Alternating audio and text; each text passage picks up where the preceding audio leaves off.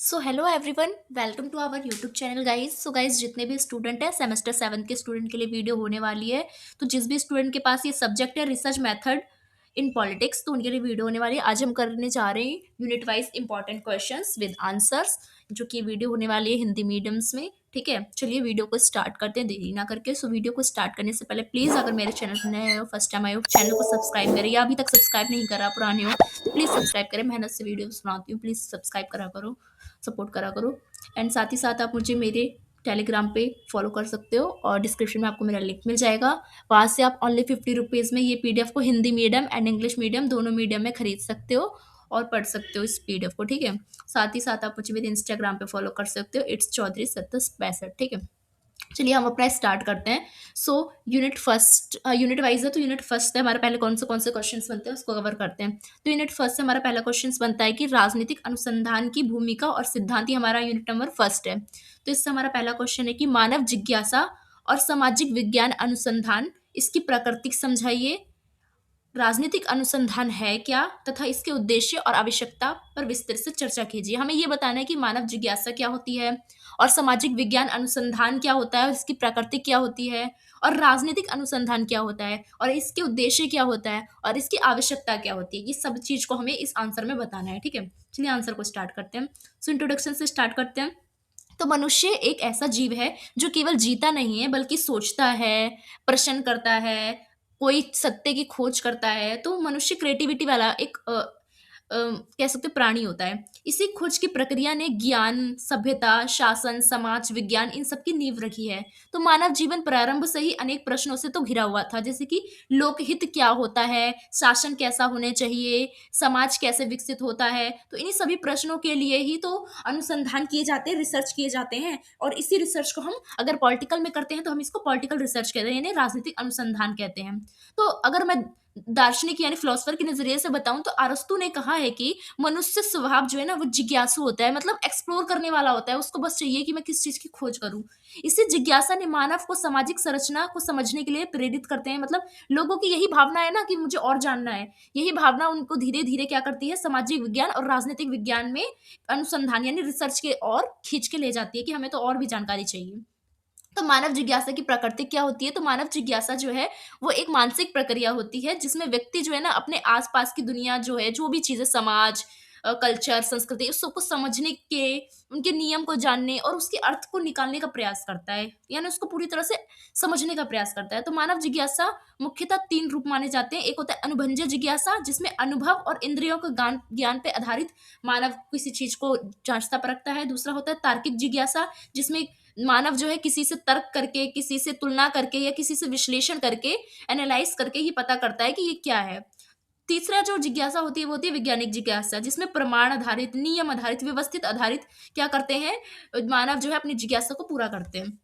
तो दार्शनिक फ्रांसीसी बेकन के अनुसार मानव जीवन अनुभव से सीखते हैं, परंतु केवल अनुभव पर्याप्त नहीं होता। इसके लिए हमें जो पद्धति अनुसंधान है उसकी आवश्यकता होती है, ताकि सत्य है ना उसको प्रमाणित भी किया जा सके, मतलब एक उसका सोर्स होना चाहिए। तो सामाजिक विज्ञान अनुसंधान क्या होता है इसको जानते हैं, इसकी प्रकृति क्या होती है। अभी हमने मानव जिज्ञासा जानी थी, अब हम जान रहे हैं सामाजिक विज्ञान अनुसंधान क्या होता है। तो सामाजिक विज्ञान अनुसंधान मानव समाज, राजनीतिक संस्था, संस्कृति, मान्यता और आर्थिक व्यवहार और सामाजिक संबंध, इन सभी का अध्ययन करने को हम सामाजिक विज्ञान अनुसंधान कहते हैं। इसकी प्रमुख विशेषता क्या होती है? वैज्ञानिक दृष्टिकोण इसमें अपनाया जाता है, यानी अनुसंधान जो है ना वो तुक्केबाजी में नहीं किया जाता, बल्कि प्रमाण के आधार पर और तर्क के आधार पर किया जाता है। और एक व्यवस्थित विधि होती है ये करने की, यानी अवलोकन करा जाता है, डेटा निकाला जाता है, विश्लेषण करा जाता है, फिर निष्कर्ष निकाला जाता है। और मानवीय व्यवहार का भी अध्ययन किया जाता है इसमें, यानी व्यक्ति का, समूह का, इन सभी का अध्ययन, इनका इंटरव्यू, इनकी बातों को लिखा समझा जाता है। और ये परिवर्तनशील होता है, यानी समाज जैसे बदलता है वैसे ही इस सिद्धांत भी इसके बदलते हैं और इनका अनुसंधान भी बदलता है।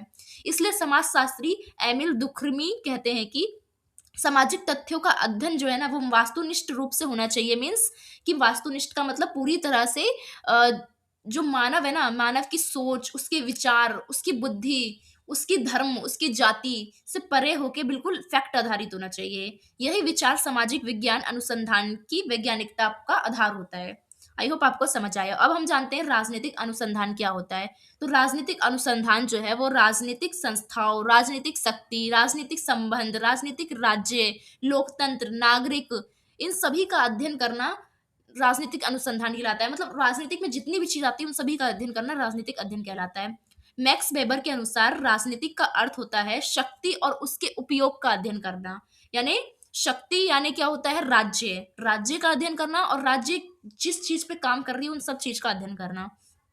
तो राजनीतिक अनुसंधान केवल सत्ता संरचना को ही नहीं समझा जाता इसके जरिए, बल्कि इसके में प्रश्न क्या क्या होते हैं राजनीतिक अनुसंधान में, कि सत्ता कैसे चलती है, कौन चलाता है, सत्ता का निर्णय कौन लेता है और क्यों लेता है, नागरिक राजनीतिक प्रक्रिया में कैसे भाग लेते हैं, और नीतियां कैसे बनती है, और नीति जो है उसका परिणाम क्या होता है। इन सभी आंसर का जवाब हम खोजने के लिए राजनीतिक अनुसंधान करते हैं। ठीक है। तो राजनीतिक अनुसंधान के उद्देश्य क्या होता है, यानी पॉलिटिकल जो रिसर्च है उसका उद्देश्य क्या होता है। तो उसका उद्देश्य होता है कि उसका ये गोल होता है कि राजनीतिक अनुसंधान के मुख्य उद्देश्य है कि राजनीतिक संस्था जो है उसको समझना। यानी जितनी भी राजनीतिक संस्थाएं हैं, पॉलिटिकल जो इंस्टीट्यूशन है, ऑर्गेनाइजेशन है, उन सभी को समझना, अंडरस्टैंड करना, और नीतियों का विश्लेषण करना, जितने भी पॉलिसीज है उन सबको एनालाइज करना, राजनीतिक व्यवहार को समझना, यानी जितने भी पॉलिटिकल बिहेवियर है उन सभी बिहेवियर को समझना, और लोकतांत्रिक प्रक्रियाओं को सशक्त बनाना, यानी एम्पावरमेंट करना उसको। पांचवा चीज, तथ्यों के आधार पर राजनीतिक सिद्धांत विकसित करना, मतलब फैक्ट आधारित आपका पॉलिटिकल जो थ्योरी है वो होनी चाहिए, ऐसा नहीं है तुक्केबाजी होनी चाहिए। राजनीतिक सुधार के लिए मार्गदर्शन देना, यानी एक क्या करना, रोड मैप देना। तो दार्शनिक थॉमस हॉब्स, जॉन लॉक और रूसो, इनके विचार इसी राजनीतिक अनुसंधान की एक उपज है, जिनसे राज्य और लोकतंत्र की अवधारणा विकसित हुई है। तो इन लोगों ने क्या करा, पहले व्यवस्था मतलब राजनीतिक अनुसंधान तो कहते नहीं थे, पर एक तरफ से इन्होंने एनालाइज करा, फिर जाके अपनी थ्योरी दी। तो कहीं ना कहीं वो क्या था, एक राजनीतिक अनुसंधान था। ठीक है। हम जानते हैं कि राजनीतिक अनुसंधान की हमें आवश्यकता क्यों होती है। तो राजनीतिक अनुसंधान की आवश्यकता क्यों है, इसलिए होती है क्योंकि जनतंत्र को मजबूत करने के लिए हमें राजनीतिक का ज्ञान होना चाहिए। ठीक है। कारण ये होता है कि सही निर्णय और जागरूकता जो है वो मतदाताओं के लिए आवश्यकता होती है। तो राजनीतिक अनुसंधान से हम ये सब पता लगा सकते हैं, नीतियों का मूल्यांकन कर सकते हैं, यानी क्या नीति प्रभावी है नहीं है, इनका पता हम किससे करेंगे, राजनीतिक अनुसंधान से ही तो करेंगे। राजनीतिक संघर्षों को जो है उसके समाधान के लिए भी राजनीतिक अनुसंधान किया जाता है, कि तर्क प्रमाण आधारित दृष्टिकोण राजनीतिक में रखा जाता है, शक्ति संरचना जो है उसको समझा जाता है, पॉलिटिकल पावर को समझा जाता है, सत्ता का वितरण को समझा जाता है, उपयोग, सत्ता का प्रभाव क्या पड़ रहा है समाज पे, इन सब का अध्ययन के लिए हमें राजनीतिक अनुसंधान करना होता है। न्याय और समानता सुनिश्चित करने के लिए हमें राजनीतिक अनुसंधान करना होता है, यानी शासन मानवीय और न्यायपूर्ण बनता है इससे। ठीक है। तो राजनीतिक अनुसंधान जो है उसकी चुनौतियां क्या है उसको जानते हैं। तो राजनीतिक का अध्ययन जो है वो कठिन क्यों है, क्योंकि राजनीतिक हमेशा बदलती रहती है समय के साथ साथ, इसलिए कठिन है। दूसरी, मूल्य, इसका विचार, इसकी भावना, नए नए विचार इसमें शामिल होती रहती है राजनीति में, इसलिए कठिन हो जाता है। तीसरा, सत्ता संघर्ष एक संवेदनशील विषय होता है, तो इसके लिए भी क्या है, राजनीतिक अनुसंधान एक कठिन हो जाता है, क्योंकि मैक्स वेबर ने कहा है कि राजनीतिक विज्ञान में वास्तुनिष्ठा प्राप्त करने का सबसे कठिन कार्य यही होता है कि उसमें वास्तुनिष्ठता कैसे प्राप्त करें राजनीतिक विज्ञान में।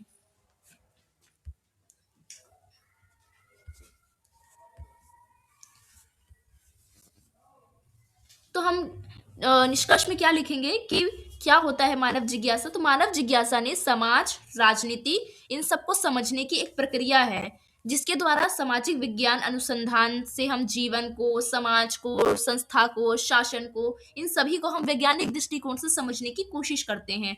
राजनीतिक अनुसंधान ने हमें राज्य, लोकतंत्र, शक्ति, नीतियां, नागरिक के अधिकार क्या होते हैं, इन सब के बारे में इस अनुसंधान द्वारा ही हमें पता लगता है। तो आज जब दुनिया लोकतंत्र, संघर्ष, विकास मॉडल, वैश्वीकरण और पहचान की राजनीतिक, इन सभी चीजों से अगर गुजर रही है, तो बहुत ज्यादा जरूरी हो जाता है कि वैज्ञानिक तरीके से राजनीतिक अनुसंधान करा जाए, और शैक्षणिक अभ्यास इसमें नहीं होना चाहिए, बल्कि समाज की आवश्यकता के अनुसार राजनीतिक अनुसंधान होना चाहिए। इसलिए राजनीतिक अनुसंधान जो है वो मानवीय सभ्यता के भविष्य, लोकतंत्र को मजबूत और न्यायपूर्ण समाज बनाने की दिशा में एक काम करता है।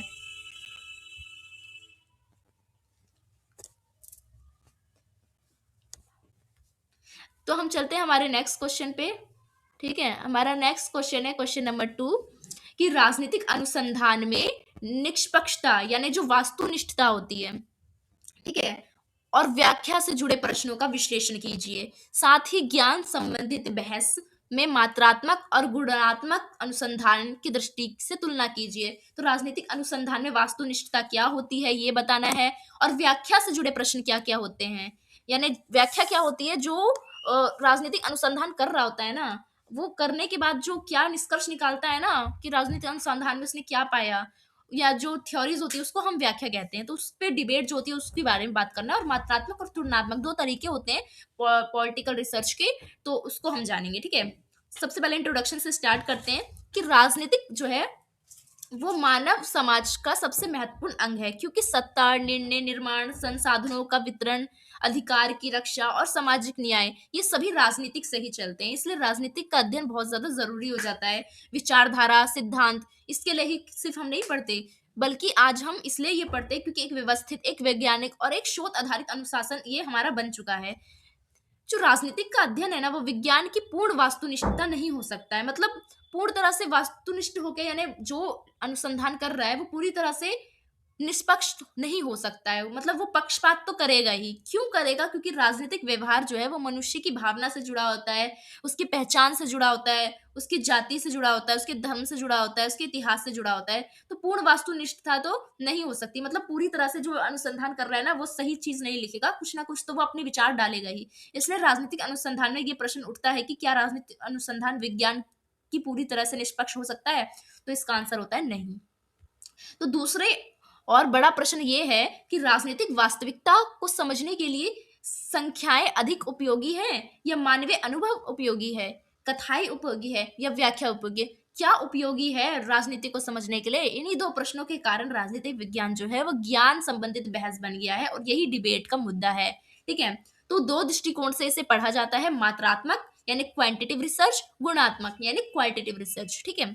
तो कुछ विद्वान आंकड़ों, सर्वेक्षण, संख्या इसके अनुसार, जबकि कुछ जो अनुसंधान है वो अनुभव, कथा और संदर्भ के अनुसार किए जाते हैं। तो शोध के दो तरीके होते हैं। ठीक है? तो जानते हैं सबसे पहले हम राजनीतिक अनुसंधान में निष्पक्षता क्या होती है, यानी ऑब्जेक्टिविटी क्या होती है। तो निष्पक्षता क्या है? निष्पक्षता का मतलब होता है किसी, मतलब पूर्ण तरह से वास्तुनिष्ठ होना, और वास्तुनिष्ठ हो नहीं सकता।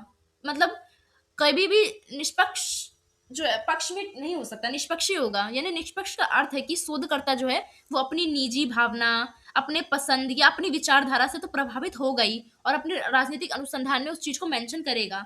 तथ्यों, प्रमाण और व्यवस्थित विधि पर आधारित निष्कर्ष निकाल लेगा। शोध प्रक्रिया पारदर्शी और सत्यापन होगा उसका।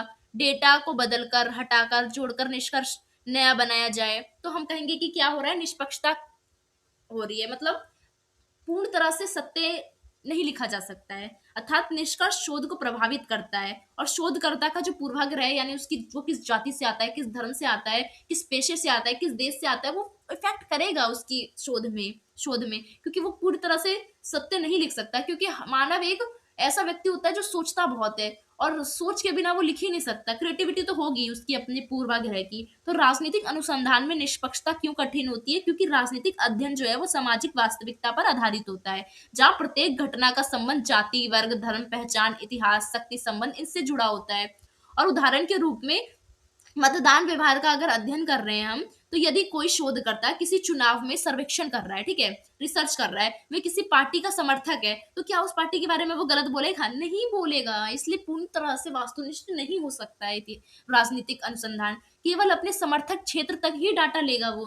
प्रश्न इस तरीके से पूछना कि उत्तर विशेष दिशा में दिए जाए, विश्लेषण में विपक्ष कमजोर दिखाया जाए, ऐसे ऐसे चीजें वो करेगा जिससे संज्ञात्मक पक्षपात होगा, बायसनेस आती ही आती है।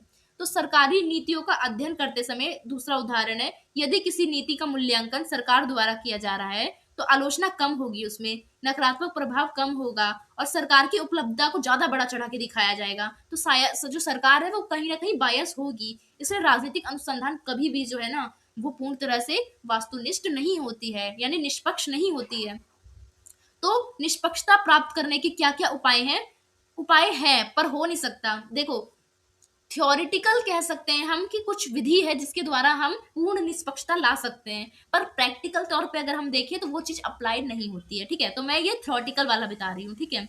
तो मानवीकरण द्वारा किया जा सकता है, यानी सभी प्रतियोगियों को समान तरीके से प्रश्न पूछा जाए, दोहरा क्षमता हो, यानी शोध किसी भी द्वारा दोहराया जाए, और त्रिकोणीय हो, यानी एक विषय को अलग अलग तरीके से मापा जाए, सर्वेक्षण करा जाए, तो हाँ, हम निष्पक्षता ला सकते हैं। ये थ्योरी हो गई, पर व्यवहारिक रूप से अगर हम इसको अप्लाई करने जाएंगे तो ये अप्लाई नहीं होगा, ठीक है, तो वास्तविकता पूर्ण नहीं होती है। तो राजनीतिक अनुसंधान में अगर व्याख्या की बात करें, व्याख्या की भूमिका क्या होती है? जहां वास्तुनिष्ठता संख्या की मांग करती है, वही राजनीतिक को समझने के लिए केवल आंकड़े प्राप्त नहीं होते, सभी घटनाओं को अक्सर अर्थों, प्रतीक और भावना से नहीं बताया जा सकता, उसके लिए हमें व्याख्या करनी होती है। जैसे कि उच्च मतदान प्रतिशत जो है, इसमें जनता सक्रिय है, तो व्याख्या क्या बताती है? जो ये जाति दबाव है, धार्मिक ध्रुवीकरण, यानी जो धार्मिक बंटवारा है या आर्थिक असुरक्षा है, इसके परिणाम स्वरूप हो सकता है कि जनता सक्रिय हो रही है समाज में, ठीक है। तो महिला की राजनीतिक में भागीदारी 33% बढ़ी, ठीक है, ये आंकड़ा निकाल लिया, ये तो हो गया क्वांटिटी के हिसाब से। पर अगर हम व्याख्या करें तो व्याख्या में हम और भी डिटेल में बताना पड़ेगा कि लेकिन क्या वे स्वतंत्र निर्णय ले पा रही हैं? ठीक है, 33% महिलाओं की भागीदारी बढ़ गई, क्या पता दिखावे के लिए बढ़ी हो, प्रतीकात्मक हो, अभी भी क्या ग्राउंड लेवल पे वो निर्णय ले पा रही है, तो ये व्याख्या होती है, इसलिए व्याख्या अलग चीज होती है। इसलिए राजनीतिक अनुसंधान में व्याख्या आवश्यक हो जाता है, क्योंकि संख्याएं क्या हुआ ये बताती है, पर जो व्याख्या है ना, वो ये बताती है कि क्यों हुआ। समझ रहे हो? तो ज्ञान संबंधित कौन कौन सी बहस है, उसको हम जानते हैं। तो यह बहस इस प्रश्न पर आधारित होता है कि राजनीतिक सत्यों को कैसे जाना जाए, माप कर जाना जाए कि समझ के जाना जाए, यानी राजनीतिक अनुसंधान कैसे किया जाए, माप के किया जाए या समझ के किया जाए, यानी मात्रात्मक दृष्टिकोण से किया जाए, या तो सबसे पहले जानते हैं मात्रात्मक दृष्टिकोण क्या होता है, यानी माप के करना, यानी संख्या की वैज्ञानिक शोध, इसके आधार पर, यानी बड़े बड़े नमूने, संख्या, डेटा, सर्वेक्षण, जनगणना, इन सब के आधार पे। उदाहरण के तौर पे चुनाव की भविष्यवाणी की जाती है ना, वो जो चुनाव से पहले जो होता है, क्या कहते हैं उसको, एग्जिट पोल, और राजनीतिक दलों के वोट प्रतिशत को तुलना करना, जनसंख्या में सामाजिक आर्थिक पैटर्न के आधार पे किसी राजनीतिक व्यवस्था को समझना, ये होता है किसके आधार पे? ये होता है मात्रात्मक दृष्टिकोण, यानी मात्रा के आधार पे राजनीति को समझना। पर गुणात्मक दृष्टिकोण मतलब होता है व्याख्या के आधार पर राजनीति को समझना, मतलब छोटा नमूना, अनुभव आधारित अध्ययन, कोई केस स्टडी हो, कोई इंटरव्यू हो, कोई फीडबैक हो, अर्थ संबंध, या जा जाके गांव में पूछना, वो व्याख्यात्मक होता है, यानी डेटा के आधार पे नहीं, लोगों के आधार पे, व्याख्या के आधार पे राजनीतिक अनुसंधान करना। उदाहरण के तौर पे दलित राजनीतिक पर जीवन अनुबंधे अध्ययन है, यानी दलित राजनीतिक का जो जीवन है वो कैसा है, उस पर अध्ययन करना। किसान आंदोलन का सांस्कृतिक भावनाओं के संदर्भ में विश्लेषण करना, कश्मीर में पूर्वोत्तर भारत में पहचान आधारित राजनीतिक का अध्ययन करना, तो ये व्याख्या में आ जाएगा, ठीक है। तो दोनों दृष्टिकोण की अगर तुलना करें तो मात्रात्मक का उद्देश्य होता है कि पैटर्न और नियम की खोज करना, पर गुणात्मक का उद्देश्य होता है कि अनुभव और अर्थ को समझना। वही मात्रात्मक का प्रश्नों के प्रकार जो होते हैं वो ये होता है कि कितना कितना समाज, मतलब राजनीतिक में कितना योगदान है, कितने प्रतिशत है, ये सब निकालना। पर गुणात्मक का मतलब होता है क्यों और कैसे, मतलब लंबी लंबी चीजें निकालना। मात्रात्मक का मतलब होता है डेटा का प्रकार निकालना है, तो संख्या के तौर पे राजनीति को समझना। पर गुणात्मक का मतलब होता है कि कथा कथा कहानी के तौर पे राजनीति को समझना। मात्रात्मक का नमूना आकार होता है बड़ा, वही गुणात्मक का होता है छोटा। मात्रात्मक का परिणाम जो है वो सामान्यकृत होता है, पर गुणात्मक जो है वो गहन अध्ययन द्वारा किया जाता है। तो दोनों का ही हमें मिश्रित दृष्टिकोण लेके चलना चाहिए, तो वो उन्नत मॉडल होता है, अच्छा मॉडल होता है। तो आज के अधिकांश जो शोध करता है वो ये मानते हैं कि राजनीति को समझने के लिए केवल एक विधि पर्याप्त नहीं है, ना तो हम गुणात्मक ना तो हम संख्यात्मक ले सकते हैं, हमें दोनों मिश्रित लेना होगा। उदाहरण के तौर पे मान ले कि महिला मतदाताओं के मतदान व्यवहार का अध्ययन कर रहे हैं, पहले वह सर्वेक्षण से यह जानता है कि कितने प्रतिशत महिला जो है वो मतदान दे रही है, फिर वो ये जानेगा कि ये तो हो गया क्वांटिटिव, है ना, अब वो जानेगा गुणात्मक, यानी कि जो साक्षात्कार करता है ताकि समझ सके कि मतदान क्यों और कैसे दे रही है महिला, ठीक है। तो ये होता है, समझ रहे हो आप? तो निष्कर्ष में क्या लिखोगी? राजनीतिक अनुसंधान जो है वो विज्ञानों की पूर्णता, वास्तुनिष्ठता नहीं हो सकता है, यानी पूरी तरह से जो वैज्ञानिक अनुसंधान है वास्तुनिष्ठ नहीं हो सकता है, उसमें कहीं ना कहीं पक्षपात तो होगा ही, पूरी तरह से सत्य नहीं हो सकता। क्यों? क्योंकि राजनीतिक और समाज जो है वो भावना से जुड़े होते हैं, संस्कृति से जुड़ी होती है, इतिहास से जुड़ा होता है, इस वजह से फिर भी वैज्ञानिक विधि द्वारा, पारदर्शिता द्वारा और अनुशासन की शोध द्वारा हम विश्वसनीय इसको बना सकते हैं, पर पूर्ण नहीं बना सकते हैं।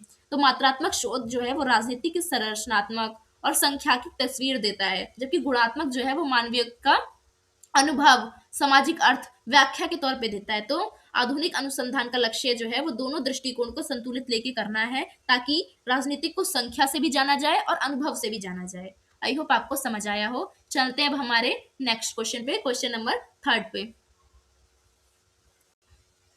तो हमारा क्वेश्चन नंबर 3 है कि राजनीतिक विषयक अनुसंधान में शोध समस्या, चयन प्रक्रिया, शोध की रूपरेखा, इसके घटक और इसके महत्व को विस्तार से समझाइए। मतलब राजनीतिक विषय अनुसंधान जो होता है, राजनीतिक पे जो विषय अनुसंधान किया जाता है किसी टॉपिक पे, उसमें कौन कौन सी शोध की समस्या आती है, और जो चयन की प्रक्रिया क्या होती है शोध की रूपरेखा क्या होती है, इसमें कौन कौन से घटक आते हैं, और इसका क्या क्या महत्व होता है, ये बताना है आपको। चलिए आंसर स्टार्ट करते हैं इंट्रोडक्शन से, कि राजनीतिक जो है, राजनीतिक विषयक अनुसंधान जो है वो आधुनिक सामाजिक विज्ञान की सबसे महत्वपूर्ण एक शाखा है। क्यों? क्योंकि राजनीतिक केवल शासन व्यवस्था नहीं होती है, बल्कि ये सत्ता होती है, निर्णय निर्माण उसमें होता है, इसमें न्याय होता है, इसमें अधिकार की बात की जाती है, इसमें नीति निर्माण की बात की जाती है, इसमें समाज की संरचना की बात की जाती है, इसमें व्यक्ति और राज्य दोनों के संबंध कैसे हैं उसकी बात की जाती है। तो राजनीतिक से जुड़े जितने भी प्रश्न हैं वो तथ्य पर आधारित नहीं होते हैं, ठीक है, बल्कि ये कई बार विचार पे आधारित होते हैं, मूल्य पर आधारित होते हैं, ऐतिहासिक और शक्ति संबंध पर आधारित होते हैं। पर वहीं अगर हम हिस्ट्री के जितने स्टूडेंट अगर हिस्ट्री के स्टूडेंट अगर देख रहे होंगे तो आपको ये पता होगा कि हिस्ट्री में अलग होता था। हिस्ट्री में फैक्ट के आधार पे करते हैं सिर्फ, पर इसमें क्या है, राजनीतिक अनुसंधान में मूल्य के आधार पे करते हैं थोड़ा।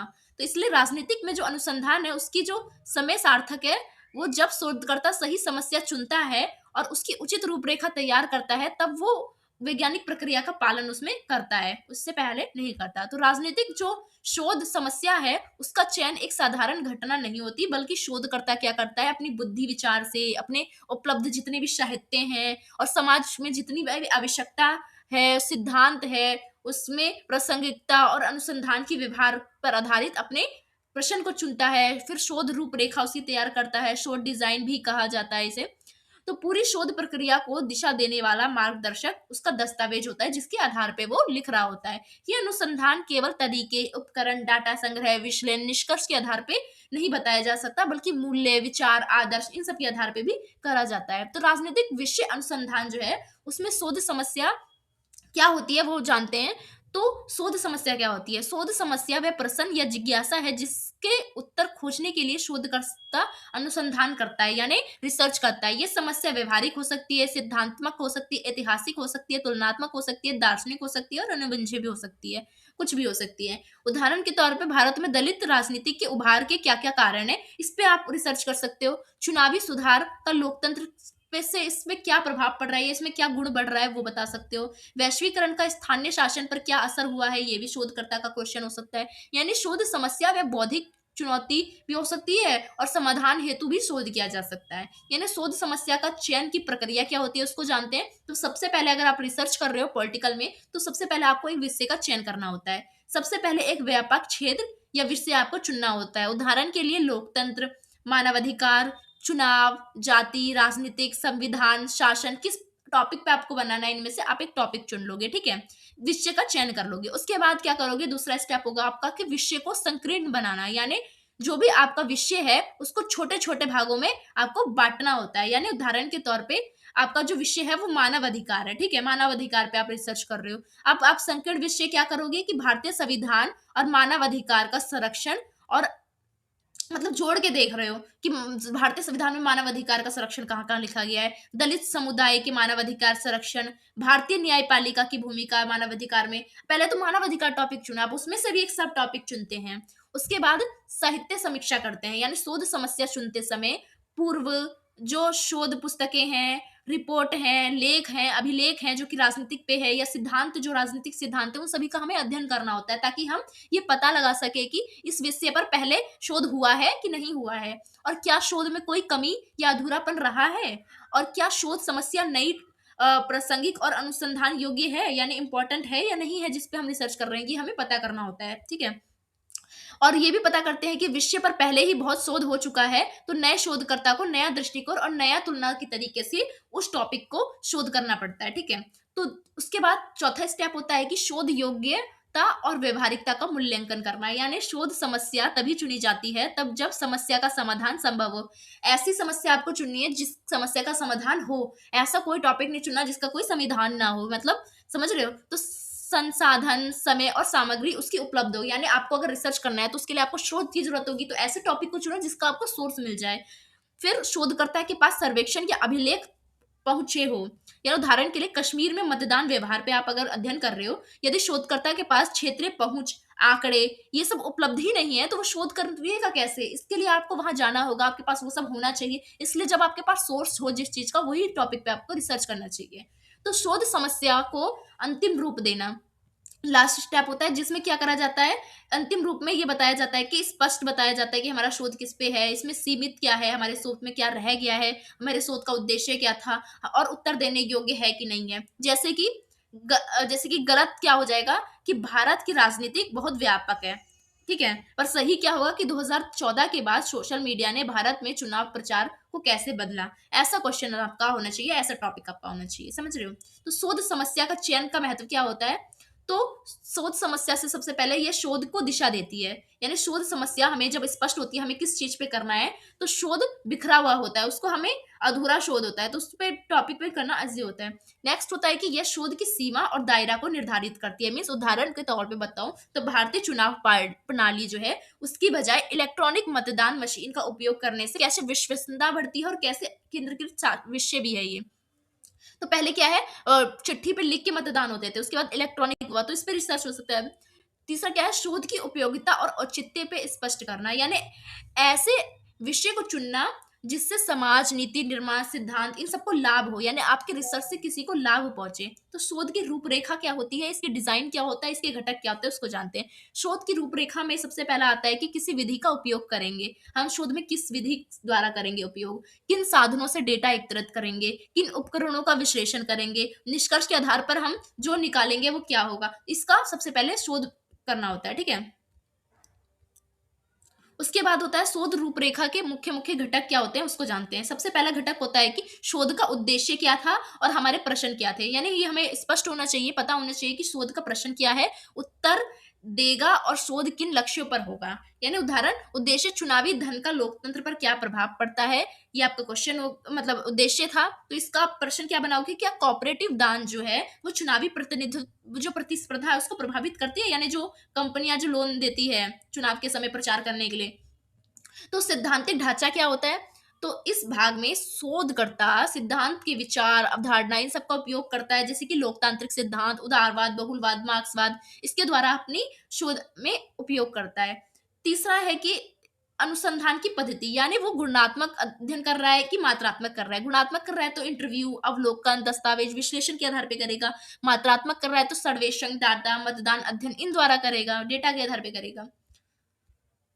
तो डाटा संग्रह के तरीके क्या होते हैं कि प्रश्नावली होनी चाहिए आपके डाटा संग्रह में, साक्षात इंटरव्यू होने चाहिए, समाचार पत्र हो सकता है, सरकारी दस्तावेज हो सकते हैं, अभिलेखाकार हो सकता है, इन सब का आप अवलोकन कर सकते हो। और क्या घटक होते हैं कि डाटा विश्लेषण की प्रक्रिया, यानी डाटा केवल एकत्रित नहीं किया जाता बल्कि उसका व्याख्या भी करना आपको आना चाहिए। ठीक है, ऐसा नहीं सारे डाटा बस इकट्ठा कर लिया। यानी तुलना करना आना चाहिए, अध्ययन करना आना चाहिए, निष्कर्ष निकालना आना चाहिए, और सीमा और नैतिकता उसकी बताना आना चाहिए। यानी राजनीतिक शोध में गोपनीयता क्या है, निष्पक्षता क्या है, सत्यनिष्ठ का पालन आवश्यक हो रहा है नहीं हो रहा है, ये। तो शोध की रूपरेखा का महत्व क्या है कि अनुसंधान की दिशा को ये सुनिश्चित करती है। समय और अनुसंधान का सही उपयोग इससे किया जाता है। शोध की विश्वसनीयता इससे बढ़ती है, लोगों को भरोसा होता है रिसर्च पे। ठीक है, और एक पूर्ण शोध रूपरेखा तैयार करता है, जैसे कि सोशल मीडिया भारतीय चुनाव पर प्रभाव कैसे डालती है। तो इसमें शोध प्रश्न आपका हो जाएगा, क्या सोशल मीडिया ने मतदान व्यवहार को बदला है, क्या सोशल मीडिया प्रचार पारंपरिक प्रचार से अलग है। पद्धति क्या होगी, मिश्रित होगी, गुणात्मक भी होगी, मात्रात्मक भी होगी। गुणात्मक में इंटरव्यू ले सकते हो जनता से, इसकी राय ले सकते हो, और मात्रात्मक ऑनलाइन सर्वेक्षण अपना सकते हो। तो डाटा स्रोत क्या होगा, चुनाव उपयोग रिपोर्ट, अखबार, इस सब द्वारा कर सकते हो। नैतिक पक्ष क्या हो सकता है, प्रतियोगी से गोपनीय रख सकते हो। तो निष्कर्ष में क्या लिखोगे कि राजनीतिक विषय अनुसंधान एक वैज्ञानिक योजनाबद्ध क्या है, उद्देश्य एक प्रक्रिया है। किसी भी शोध की सफलता शोध की समस्या के सही चयन और उसकी व्यवस्थित रूपरेखा पर निर्भर करती है। शोध समस्या एक प्रश्न होता है जिससे अनुसंधान की दिशा तैयार होती है, जबकि शोध रूपरेखा वह संरचना होती है जिससे अनुसंधान चलाया जाता है। तो जिस प्रकार बिना नींव का घर नहीं टिक सकता, उसी प्रकार स्पष्ट है कि शोध समस्या और डिजाइन जो है उसके कोई भी अनुसंधान जो है वो अधूरा नहीं हो सकता, अविश्वसनीय नहीं हो सकता। इसलिए राजनीतिक विज्ञान में शोध की शुरुआत विषय से नहीं बल्कि शोध समस्या से की जाती है और शोध रूपरेखा से होती है। आई होप आपको समझ आया हो। चलते हैं हमारे नेक्स्ट क्वेश्चन पे। हमारा नेक्स्ट क्वेश्चन बनता है यूनिट नंबर 2 से। हमारा नेक्स्ट क्वेश्चन है क्वेश्चन नंबर 4, जो कि यूनिट नंबर 2 है हमारा, शोध रूपरेखा साहित्य समीक्षा और स्रोत। तो हमारा क्वेश्चन नंबर 4 है, राजनीतिक अध्ययन में शोध प्रश्न तैयार करने की प्रक्रिया को समझाइए। प्रभावी शोध प्रश्न की विशेषता और उदाहरण इसके दीजिए। कि राजनीतिक अध्ययन करते हैं तो शोध जो प्रश्न है उसको कैसे बनाया जाता है और शोध प्रश्न की विशेषता क्या होती है। तो राजनीतिक विज्ञान एक ऐसा अध्ययन है जो मानव समाज में शक्ति, निर्णय निर्माण, शासन प्रणाली, संघर्ष, नीति निर्माण, राज्य नागरिक संबंध, इन सभी को समझने का प्रयास करता है। तो किसी भी राजनीतिक घटना, प्रवृत्ति, नीति, संस्था, इन सबको वैज्ञानिक रूप से समझने के लिए हमें अनुसंधान करना होता है। और अनुसंधान जो है वो केवल जानकारी और कार्य आधारित नहीं होती, बल्कि इसमें हमें तर्कपूर्ण सिद्धांत इन सबको जोड़ना होता है। ठीक है, तो राजनीतिक अध्ययन में अनुसंधान प्रक्रिया क्या होती है, शोध प्रश्न को हमें तैयार करना होता है। फिर शोध प्रश्न जो है वो एक हमारा ऐसा होना चाहिए जो जिसपे हमें शोध मिल जाए, यानी डेटा वगैरह से मिल जाए। यदि शोध प्रश्न हमें स्पष्ट नहीं होगा, विशिष्ट नहीं होगा, उत्तर देने के योग्य नहीं होगा, तो अनुसंधान जो है वो अच्छी नहीं हो पाएगी। इसलिए शोध प्रश्न हमें औपचारिक कदम से और बुद्धि प्रक्रिया से अपनाना चाहिए, जिसमें शोधकर्ता जो है वो सामाजिक वास्तविकता, सिद्धांतिक दृष्टिकोण, उपलब्ध साहित्य और शोध की व्यवहारिकता के आधार पे उसको करना आना चाहिए। तो शोध प्रश्न क्या होता है उसको जानते हैं। शोध प्रश्न वह स्पष्ट और सीमित बुद्धि जिज्ञासा होती है जो हर रिसर्चर के पास होती है, जिसका उद्देश्य ये होता है कि हमें इस टॉपिक का आंसर चाहिए। ये शोधकर्ता को ये समझने में सहायता करता है कि वह किस समस्या पर शोध करेगा, खोज करेगा, किस प्रकार का डाटा चुनेगा और किस प्रकार का निष्कर्ष निकालेगा। उदाहरण के रूप में भारत में चुनाव सुधार कितने प्रभावी रहे हैं। ठीक है, ये क्वेश्चन है आपका।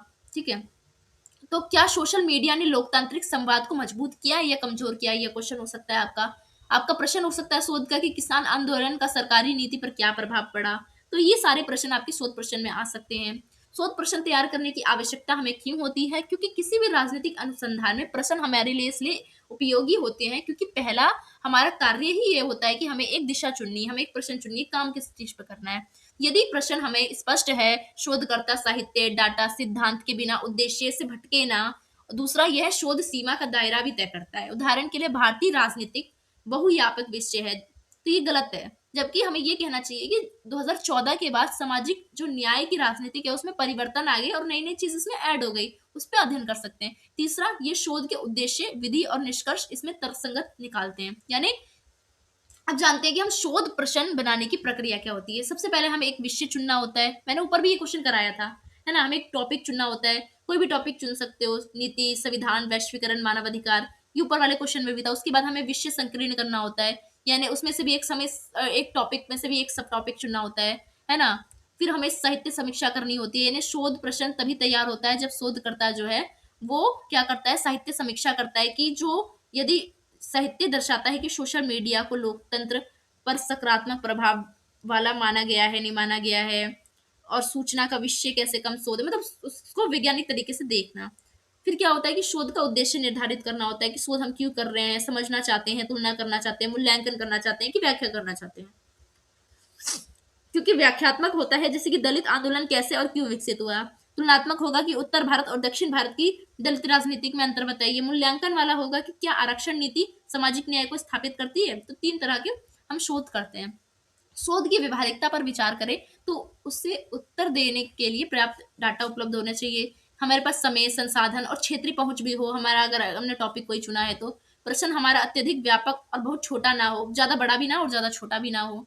ठीक है, तो प्रश्न को अंतिम रूप देना, यानी अंतिम रूप देना यानी शोध प्रश्न को स्पष्ट सरल तरीके से उत्तर देने योग्य बनाया जाए। जैसे कि भारत की राजनीति कैसे बदल रही है, तो स्पष्ट आपका होना चाहिए कि 2014 के बाद जो स्तर है उसमें चुनावी रणनीति में जो सामाजिक मीडिया है उसका प्रयोग से राजनीतिक दल प्रचार ये और भी ज्यादा परिवर्तन इसमें आ गए हैं। तो अब हम जानते हैं कि प्रभावी शोध प्रश्न की विशेषता क्या होती है। ये स्पष्ट और समझने योग्य होती है, इसमें जटिल भाषा का उपयोग नहीं होता है, सीमित केंद्रित होती है, यानी इसमें जो विषय है वो अत्यधिक बड़े नहीं होते और शोध जो है वो अनिश्चित नहीं हो सक जाता। तीसरा क्या है, अनुसंधान योग्य होता है, यानी आपका जो है वो रिसर्च योग्य होता है। ऐसा टॉपिक नहीं होता जिस पे आप रिसर्च ही ना कर पाओ। नए दृष्टिकोण की संभावना होती है, क्योंकि हमेशा नए नए दृष्टिकोण उभरता है। यदि प्रश्न पहले से ही पर्याप्त शोध विषय है, नजरिया है, और क्या होना चाहिए, वास्तुनिष्ठ होना चाहिए, यानी पूर्वाग्रह और पक्षपात जो है वो बिल्कुल मुक्त होना चाहिए, यानी जो लिख रहा है। तो राजनीतिक अनुसंधान में शोध प्रश्न के उदाहरण हो सकते हैं, यहाँ पे मैंने दे रखा है, जैसे भ्रष्टाचार विरोधी आंदोलन का भारत की राजनीतिक संस्कृति पे क्या प्रभाव पड़ा, क्या ग्राम सभा भागीदारी आधारित लोकतंत्र को मजबूत करती है। मतलब ये तो क्वेश्चन आप अपने से बना सकते हो, है ना। तो शोध प्रश्नों के प्रकार क्या होते हैं, वर्णनात्मक होते हैं, जिसमें क्या करा जाता है कि जिनका उद्देश्य होता है कि केवल स्थिति का वर्णन करना। व्याख्यात्मक होता है जिस जो कि घटना के कारण परिणाम को बताता है। तुलनात्मक होता है जिसमें विभिन्न क्षेत्र, समय, संस्था इन सब की तुलना की जाती है। मूल्यांकन होता है जिसमें जो किसी नीति, संस्था, व्यवस्था इन सब में क्या प्रभाव पड़ा इसका परीक्षण करता है। तो निष्कर्ष में क्या लिखोगे कि राजनीतिक विज्ञान में अनुसंधान प्रक्रिया की सफलता शोध प्रश्न की गुणवत्ता पर ही निर्धारित होती है। इसलिए शोध प्रश्न हमें एक इंटेलेक्चुअल आधार होता है जिस पर साहित्य समीक्षा की जाती है, विधि चयन की जाती है, डाटा एकत्रित किया जाता है, विश्लेषण किया जाता है, देन निष्कर्ष निकाला जाता है। यदि शोध प्रश्न अस्पष्ट होगा, अव्यवस्थित होगा और ज्यादा बड़ा होगा तो शोध जो है वो अर्थहीन हो जाएगा और टूट भी जाएगा, हो नहीं पाएगा। पर अगर हमारा शोध प्रश्न एक स्पष्ट है, सीमित है, अनुसंधान के योग्य है, तर्क संगत है, तो शोध जो है वो सामाजिक वास्तविकता को समझ भी पाएगा और समझ प्रदान भी कर पाएगा। तो ज्ञान में सार्थक योगदान करता है ये। इसलिए शोध प्रश्न हमें केवल औपचारिक कदम द्वारा नहीं बल्कि एक वैज्ञानिक, तार्किक, रचनात्मक प्रक्रिया इन सब के द्वारा अपनाने की जरूरत होती है। तो चलते हैं हमारे नेक्स्ट क्वेश्चन पे। हमारा नेक्स्ट क्वेश्चन है कि साहित्य समीक्षा की अवधारणा को स्पष्ट कीजिए, शोध उद्देश्य और शोध अंतर की पहचान तथा अनुसंधान में इसकी भूमिका का विस्तृत विश्लेषण कीजिए। क्या होता है साहित्य समीक्षा, इसकी अवधारणा बताना है, इसके उद्देश्य क्या होते हैं और इसमें अंतर क्या होती है, पहचान क्या होती है, अनुसंधान में इसकी भूमिका क्या होती है। तो इस इंट्रोडक्शन से स्टार्ट करते हैं। तो किसी भी शैक्षणिक अनुसंधान की सफलता जो है वो केवल प्रश्न की नाजुकता या शोधकर्ता की मेहनत पर निर्भर नहीं करती है। इसका अत्यंत निर्णायक पहलू ये होता है कि साहित्य जो समीक्षा होती है, जो हमारा साहित्य की समीक्षा की जाती है, यदि साहित्य समीक्षा व्यवस्थित नहीं होगी, हमारी आलोचनात्मक नहीं होगी या रचनात्मक प्रक्रिया नहीं होगी, तो फिर क्या होगा, शोधकर्ता ये नहीं जान पाएगा कि किसी विषय पर वो क्या लिखेगा। इसलिए हमें साहित्यिक समीक्षा जरूरी होता है कि हमें काम क्या क्या करना है। इसको ही साहित्य समीक्षा कहते हैं। किन दृष्टिकोण ने प्रभाव डाला, किन सिद्धांतों और तरीकों का परिणाम निकाले और क्या कैसे प्रश्न चुने जिनका उत्तर अभी भी नहीं मिला है। तो हमें साहित्य समीक्षा करना बहुत ज्यादा जरूरी होता है, जो हमें मार्गदर्शन प्रदान करता है। साहित्य समीक्षा की परिभाषा बताऊं तो साहित्य समीक्षा का मतलब होता है कि किसी विशेष शोध प्रश्न या विषय पे विद्वान, सिद्धांतकारों, शोधो लेखन जो होते हैं और पुस्तक, रिपोर्ट या अन्य प्रासंगिक लेखन का व्यवस्थित तरीके से हमें समालोचनात्मक अध्ययन करना होता है, एकीकृत करना होता है। ये एकल उदाहरणों का संकलन नहीं होता बल्कि ये लेखों का अंतर संबंध होता है, जिसमें हम पूरे जितने भी हमारे सोर्स है उसको एनालाइज करते हैं। साहित्य समीक्षा का स्वभाव जो है वो निम्नलिखित गुण के आधार पे होता है। पहला होता है व्यवस्थित, यानी विषय अनुसार तथा उद्देश्य अनुसार ही हमें अपने जो सोर्स है उसको इकट्ठा करना होता है। साहित्य समीक्षा उसी की करो, बाकी फालतू की क्यों करोगे। दूसरा समोचनात्मक होना चाहिए, मतलब हमें क्रिटिकल एनालाइज करना आना चाहिए स्रोतों का, प्रत्येक स्रोत के दावे, उसकी पद्धति, उसकी सीमा, उनकी हमें आलोचना करनी आनी चाहिए। हमें एकीकृत करना आना चाहिए, जो अलग अलग हमारे स्रोत है, लेखन है, उसके निष्कर्ष क्या है, उसके अंतर विषय क्या है, उसका विश्लेषण करना आना चाहिए। रचनात्मक तरीके से हमें करना आना चाहिए, नए प्रश्न और नए दृष्टिकोण हमें बनाने आने चाहिए। तो साहित्य समीक्षा का उद्देश्य क्या होता है, साहित्य समीक्षा का उद्देश्य होता है कि ज्ञान का समेकन करना, यानी कॉन्सोलिडेशंस ऑफ नॉलेज, मिलाना नॉलेज को। यानी साहित्य समीक्षा से हमें ये पता लगता है कि किसी विषय पर अब तक क्या क्या काम हो रखा है, कौन कौन से टॉपिक पे क्या क्या काम हो रखा है। ये शोधकर्ता को वर्तमान ज्ञान के स्तर का अवलोकन देती है ताकि वे बताने योग्य तथ्य और सिद्धांत सहित संदर्भ आधारित दे सके। ऐसा ना हो जो पहले से बन रखा हो वो दोबारा दे दे। उदाहरण के तौर पे यदि विषय जो है सोशल मीडिया और चुनावी व्यवहार पे है, तो साहित्य समीक्षा ये बताएगी कि किन-किन देशों में किन-किन तरीकों से सोशल मीडिया का प्रभाव मापा गया है और कैसे-कैसे निष्कर्ष निकाला गया है, तो इसी को हम साहित्य समीक्षा कहते हैं। दूसरा, अनुसंधान अवधि और सीमा का निर्धारण करना, यानी समीक्षा से ये हमें पता लगता है कि किस आयाम पे और शोध का केंद्र क्या है, किन आयाम और किन परिकल्पनाओं से बाहर रखा जाए, किसको हमें ऐड नहीं करना है। विधि और उपकरण में मार्गदर्शन करता है, यानी पूर्व के अध्ययन से हमें पद्धति, नमूना, चयन, डिजाइन कौन सा अपनाएं, इन सभी की जानकारी हमें मिल जाती है। सिद्धांत और अवधारणा हम चुन सकते हैं फिर, यानी समीक्षा से वह हमें पता लगता है कि सिद्धांत और अवधारणा हम कौन कौन सी चुनेंगे, जिनके सहारे शोध हम करेंगे, ये पता लगता है। शोध अंतर की भी पहचान होती है, यानी समीक्षा का सबसे महत्वपूर्ण लक्ष्य ये होता है कि यह दर्शाया जाता है कि किन प्रश्नों पर अभ्यास नहीं हुआ है, किन संदर्भों में डेटा कम है, किन विधियों को पर्याप्त उपयोग अभी तक नहीं किया गया है, किन दावों का अभी तक परिणाम नहीं निकला है। तो इन सब का हमें पता लगता है कि क्या क्या छूट रखा है अनुसंधान में। नीति एवं व्यवहारिक सुझाव के लिए आधार तैयार होता है, यानी कई बार साहित्यिक समीक्षा नीतिगत दस्तावेज और निर्णय निर्माता को ज्ञान कराती है कि किस प्रकार के अध्ययन से शासन और नीति को सुधारा जा सके। तो साहित्य समीक्षा के प्रकार होते हैं वर्णनात्मक समीक्षा, जिसमें क्या करा जाता है, संक्षिप्त विवेचना की जाती है किसी भी टॉपिक की। दूसरा होती है समोल्लासनात्मक, यानी क्रिटिकल तरीके से हमें हमारे स्रोत का एनालाइज करना होता है। तीसरा होता है व्यवस्थित समीक्षा, जिसमें हम एक डेटाबेस और अध्ययन करके मापदंड करके पूरे सिस्टमेटिक तौर पे क्या करते हैं, रिव्यू करते हैं। चौथा आता है मेटा विश्लेषण, ये एक मात्रात्मक अध्ययन होता है जिसमें हम आंकड़े, जनसंख्या, डेटा, संख्या इनके अनुसार पे करते हैं। तो पांचवा होता है विचारात्मक समीक्षा, जिसमें हम अलग अलग दृष्टिकोण को पढ़ते हैं, अलग अलग सिद्धांतकारों को पढ़ते हैं, मार्क्सवादी, नारीवादी ऐसे वाले होते हैं ना उसको। तो राजनीतिक समीक्षा के चरण क्या है, उसके स्टेप्स क्या है उसको जानते हैं। पहला स्टेप है विषय और उद्देश्य को स्पष्टीकरण करना, उसका पहचानना। पहले ये हमें स्पष्ट करना होता है कि जो समीक्षा है वो किस प्रश्न किस उद्देश्य के लिए हम कर रहे हैं। क्या आप थीसिस के परिचय के लिए सामान्य पृष्ठभूमि चाहते हैं, या विशिष्ट सिद्धांत की तुलना या किसी नीति का प्रभाव का सम्मेलन कर रहे हैं, यानी कंसोलिडेशन कर रहे हैं, कर क्या रहे हैं। उदाहरण के तौर पे भारत में सूचना के अधिकार ने प्रशासनिक पारदर्शिता में क्या योगदान दिया, ये विशिष्ट प्रश्न है। अब ये समीक्षा इसका दायरा हमें स्पष्ट करता है। दूसरा, उपयुक्त खोज शब्द तथा सीमा तय करना, यानी जो भी हमारे रिकॉर्ड है उसकी समय सीमा है, उसकी भाषा है, उसकी क्षेत्रीय सीमा है, उसके आधार पर निर्णय को निकालना। उदाहरण के तौर पे बताऊं तो खोज शब्द जो है जैसे कि सूचना का अधिकार, आरटीआई, लोक प्रशासन, पारदर्शिता, एक एक टॉपिक एक वर्ड चूज करना। तो स्रोत की पहचान और खोज क्या होती है, तो प्रमुख स्रोत में शैक्षणिक पत्रिकाएं होती हैं, पुस्तकों के अध्याय होते हैं, सरकारी रिपोर्ट संगठन होती हैं, शोध पत्रिका होती है, थीसिस होती है। इससे क्या करा जाता है, इससे डेटाबेस और पुस्तकालय द्वारा शोध की पहचान की जाती है।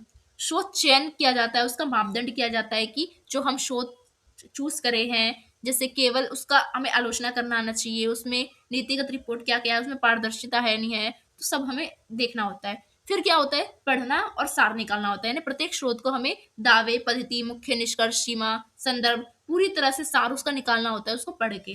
फिर उसके बाद व्यवस्थित संयोजक करना होता है, यानी स्रोत को विषय अनुसार, कालक्रम अनुसार, पद्धति अनुसार, सिद्धांतिक अनुसार हमें लगाना होता है सिस्टमेटिक तौर पे। फिर आलोचनात्मक विश्लेषण करना होता है, या तो तुलना करना होता है, लेखकों के दावों का परीक्षण करना होता है, फिर प्रमाण को पर्याप्त की बात करनी होती है, पद्धति कौन कौन सी उपयोगी ये बताना होता है, नमूना कौन कौन सा पर्याप्त है ये बताना होता है, फिर वैधता क्या है ये बतानी होती है, सामान्यीकरण की स्थिति क्या है ये बतानी होती है, विरोधाभास क्यों हो रहा है ये बताना होता है। तो शोध अंतर की पहचान फिर करनी पड़ती है, यानी समीक्षा के आधार पे हम ये निकालते हैं कि जो क्षेत्रीय संदर्भ है, कि क्रियात्मक परिभाषा है, पद्धति की कमी क्या है, क्या जनसमूह का अभाव है, मतलब इन सब में शोध के अंतर पहचाने जाते हैं। फिर शोध के लिए उपयुक्त सैद्धांतिक ढांचा पद्धति तैयार करना होता है। समीक्षा में मिलने वाले सिद्धांत, पद्धति, इन सब से हम एक परिकल्पना सुसंगत एक स्ट्रक्चर बनाते हैं। फिर लेखन और प्रस्तुति करते हैं उसका, यानी हम लिखते हैं अपनी भाषा में शीर्षक, आलोचना, अंतर, इन सब की तौर पे। तो साहित्यिक समीक्षा के लिए उपयोगी स्रोत और उनका चुनाव जो है वो शैक्षणिक पत्रिकाएं द्वारा किया जाता है, प्राथमिक स्रोत द्वारा किया जा सकता है, जिसमें अनुसंधान पद्धति, आंकड़े आ सकते हैं। जो सरकारी होते हैं। दूसरा पुस्तक ग्रंथ से द्वारा कर सकते हो, यानी विशेष जो सिद्धांतकारों की जो पुस्तक होती है पॉलिटिकल थिंकर्स की, उनके द्वारा कर सकते हो। तीसरा सरकारी दस्तावेज के द्वारा आप स्रोत को इकट्ठा कर सकते हो। चौथा स्रोत प्रबंधन जो है वो थीसिस द्वारा कर सकते हो। संगठन की रिपोर्ट द्वारा कर सकते हो। समाचार पत्र पत्रिकाएं द्वारा कर सकते हो। अभिलेखाकार या प्राथमिक स्रोत के द्वारा आप स्रोत को इकट्ठा कर सकते हो। तो साहित्य समीक्षा में आलोचनात्मक लेखन क्या करे, क्या ना करे, कैसे करा जाता है, इसमें करने योग्य बातें क्या क्या होता है। तो शोध का संक्षेप और उसके दावों की स्पष्ट व्याख्या करनी होती है। शोध की पद्धति क्या है, हमने कौन कौन से शोध उपयोग किए हैं, आंकड़े क्या है, निष्कर्ष प्रश्न क्या उठाए हैं हमने, कटुता या व्यक्तिगत आलोचना हमने करी नहीं करी है, समान विचार को हमें विरोधाभासों में विश्लेषण करना होता है। तो ये सब उसमें जोड़ा जाता है। पर करने योग्य जो नहीं होता है वो क्या नहीं होता है, केवल शोध की सूची देना समीक्षा नहीं होती। बिना आधार के नकारात्मक या सकारात्मक आरोप भी आप किसी पे नहीं लगा सकते। संदर्भ बिना ऐसे आप नहीं दे सकते। तो शोध जो गैप है उसको पहचानना होता है कि हमारे शोध गैप में क्या क्या कमियां हैं। व्यापक अध्ययन और संग्रह करा जाता है। फिर सूचना का मानचित्र करा जाता है कि हमने क्या क्या सूचना ली है और क्या क्या नहीं ली है।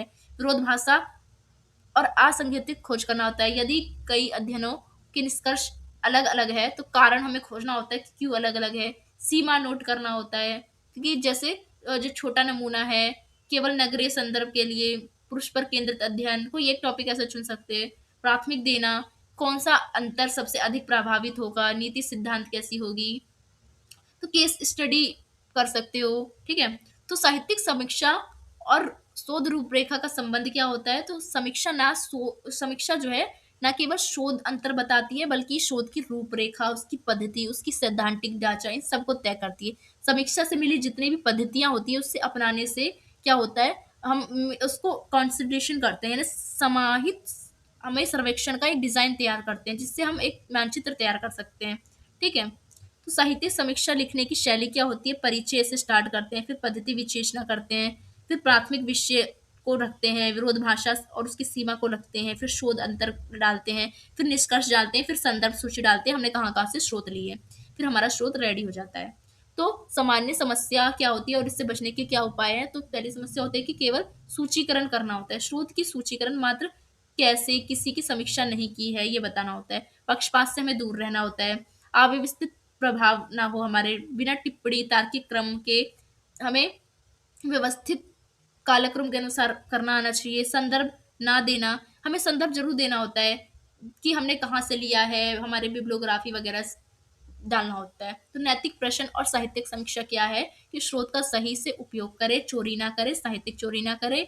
सही किसी भी जो अनप्रकाशित जो थीसिस है या निजी पत्रकार है उसका प्रयोग आप नहीं करोगे। जो आर्टिकल है जो सरकारी या ऑथेंटिक, उसी का यूज कर सकते हो। तो निष्पक्षता को आपको बनाना जरूरी है। तो निष्कर्ष में क्या लिखोगे कि साहित्यिक समीक्षा शोध को आधार देता है, विषय की गहन समझ देता है, सैद्धांतिक जांचे का तैयार करता है, पद्धति और नमूना चयन यानी स्रोत जो है जहां से आप लिख रहे हो उसको चयन करने में मार्गदर्शन देता है, विरोध भाषा और सीमा बताता है कि हमारी कौन कौन सी समस्याएं हैं। शोध अंतर की पहचान करके हम अनुसंधान को अच्छा बनाते हैं और प्रेरित करते हैं दूसरे लोगों के लिए। तो बिना प्रभावी साहित्य समीक्षा के अनुसंधान केवल आंकड़ों का एक ढेर बन के रह जाएगा। इसलिए हमें सूक्ष्म, व्यवस्थित और आलोचनात्मक अनुसंधान जो है वो करना आना चाहिए। ठीक है। तो अब देखते हैं हमारा नेक्स्ट क्वेश्चन। तो नेक्स्ट क्वेश्चन को हम पार्ट नंबर सेकंड में करेंगे। तो पार्ट नंबर सेकंड जो है वो मैं आपको नेक्स्ट वीडियो में दूंगी। तो बहुत बच्चों का जो एग्जाम है वो कल है ना। तो जिस भी स्टूडेंट का कल एग्जाम है, यानी जिस भी स्टूडेंट का 17 तारीख को एग्जाम है, तो वो बच्चे के लिए वैसे तो वीडियो ये बन नहीं पाती आज भी। मैंने अभी जैसे वीडियो जो अब आपको मिल रही है उसके मैं जस्ट 1 घंटे पहले ही वीडियो अपलोड कर रही हूँ बना के। तो मैं पूरी तो नहीं बना सकती क्योंकि अगर मैं पूरी बनाऊंगी तो बनाने में 9 बज जाएंगे रात के, फिर मैं अपलोड करूंगी, एडिट करूंगी तो फिर 10 बज जाएंगे, फिर अगर अपलोड करूंगी तो आप रात को क्या ही देखोगे क्योंकि सुबह आपका पेपर है। तो मैं इतने पे ही आपकी ये वीडियो को छोड़ती हूँ। और 19 तारीख को भी इस सब्जेक्ट का पेपर है आई थिंक, है ना। तो उन बच्चों को दूसरा पार्ट पर मिल जाएगा, पर जो इसका मतलब 17 तारीख को पेपर है उनको दूसरा पार्ट नहीं मिल पाएगा। ठीक है। तो आप क्या करिएगा, पीडीएफ को खरीद लीजिएगा, बाय कर लीजिएगा हिंदी मीडियम इंग्लिश मीडियम में, और पीडीएफ को बाय करके आप पढ़ सकते हो। आपको सारे क्वेश्चन आपको पीडीएफ में मिल जाएँगे, आपका एग्ज़ाम फिर छूटेगा नहीं, अच्छा होगा, ठीक है?